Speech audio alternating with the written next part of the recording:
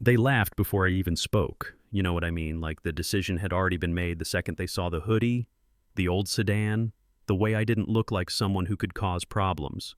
And that was the moment everything started rolling downhill for them.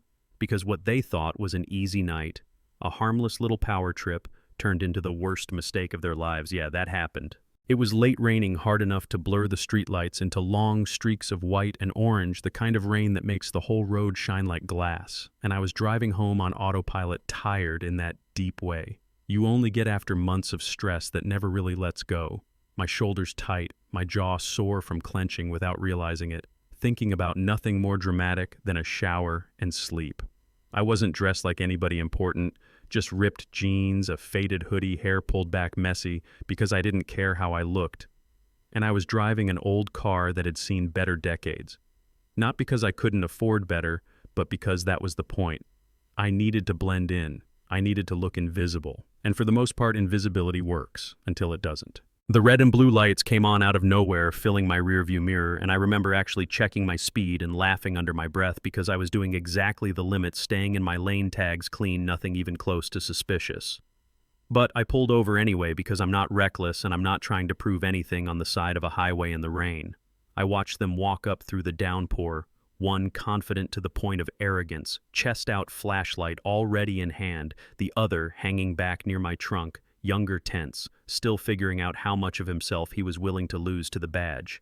The first one knocked on my window like he was annoyed it existed, shined the light straight into my eyes and said license and registration, no hello, no good evening, nothing human about it. So I gave him what he asked for, slow and careful, because when someone approaches you like that, you don't make sudden moves, you don't give them excuses, and when I asked why I was being stopped, his jaw tightened like I'd insulted him just by asking. He looked at my ID at my name, then back at me and smiled that thin little smile people get when they think they've found someone they can mess with.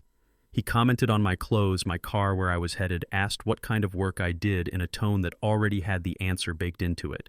And when I asked him to speak to me with some basic respect, his whole posture changed.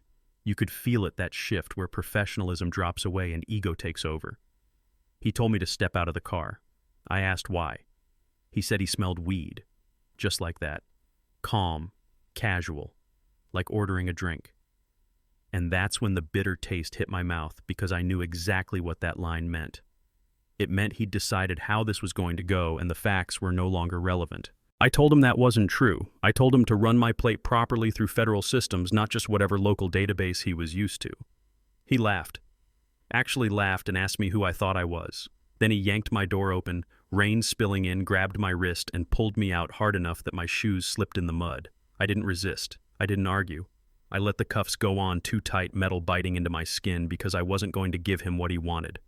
He searched me longer than necessary, not looking for anything specific, just reminding me that in his mind I was small.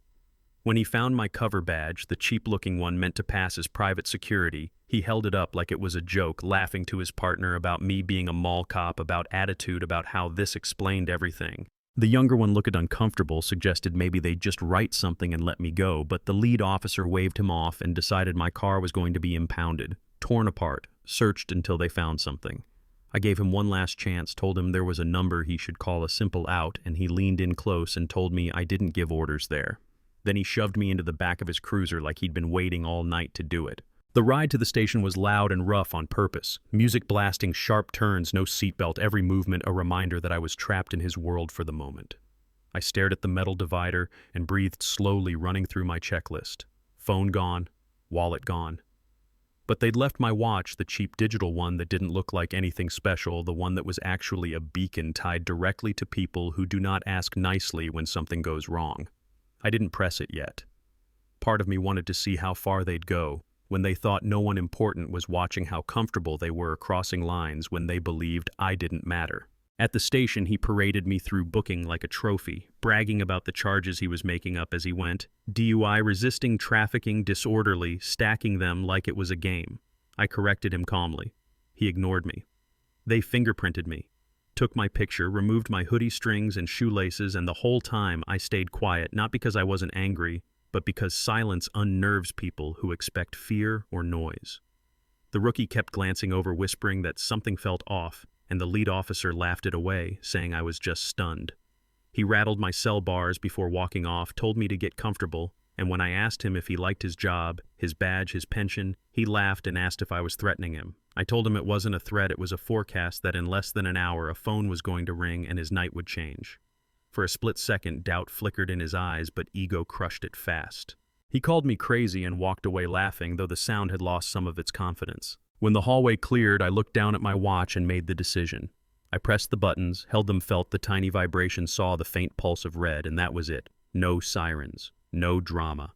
Just a signal sent to the kind of people who don't ignore signals like that. Somewhere far away, a room went quiet and a screen lit up with my location. They weren't done with me, though. They brought me into an interrogation room, overheated on purpose, cuffs still on behind my back even though I wasn't violent, another violation added to the pile. The officer sat across from me with a bottle of water just out of reach, told me they'd searched my car, found traces of drugs, that a K9 unit was on the way, that I was looking at decades. I told him calmly that he was lying, that there was no K9 on duty, that their county unit was logged elsewhere, and the room went very quiet. The desk sergeant asked how I knew that. I said I paid attention. The officer slammed his hand on the table, told me to stop playing. Lawyer leaned in close and whispered that there were no cameras in the room, that accidents happen. He moved behind me. I felt his presence, the threat in it. And when he grabbed my chair and yanked it back, when his fist tightened in my hoodie, I looked at the sergeant and said, the thing that drained the color from his face, about the money, the seizures, the missing paperwork, the lifestyle that didn't match a public salary. The officer shouted, demanded to know who I was, and I told him I'd already said it, he just hadn't listened. Then the building started to shake. At first it sounded like thunder, distant and low. Then it grew into something heavier, mechanical, rattling the lights, making the sergeant's eyes go wide. I told them that was the part where the night got expensive. Floodlights turned the windows white, the hallway filled with boots and voices that didn't ask for permission, and the door to the room didn't open so much as it failed, ripped off its hinges by people who move with purpose. Federal agents filled the space armor weapons, absolute control. No one fired. They didn't need to. The desk sergeant collapsed to the floor. The officer froze, hands half raised, staring like an animal, realizing it's already caught. A man in a sharp suit stepped in behind them, focused and furious, and came straight to me asking if I was hurt. I held up my wrists, red and swollen, and told him to get the cuffs off. When they did, the relief burned. He handed me a jacket, bold letters across the back, and when I zipped it up, you could feel the shift in the room, the weight of reality settling in. The officer stammered, finally understanding, and I told him he was lucky they'd arrived before he threw that punch, because if he had, this would have ended very differently for him. The station exploded into controlled chaos after that. Servers seized cameras, collected officers, cuffed excuses falling apart in real time. The chief tried to blame one bad apple. I slid a folder across the desk and told him not to insult my intelligence. The charges piled up: racketeering, fraud, civil rights violations, and when they brought in the rookie, scared and shaking, I told him the truth, that silence is complicity, and gave him a choice. He chose to talk.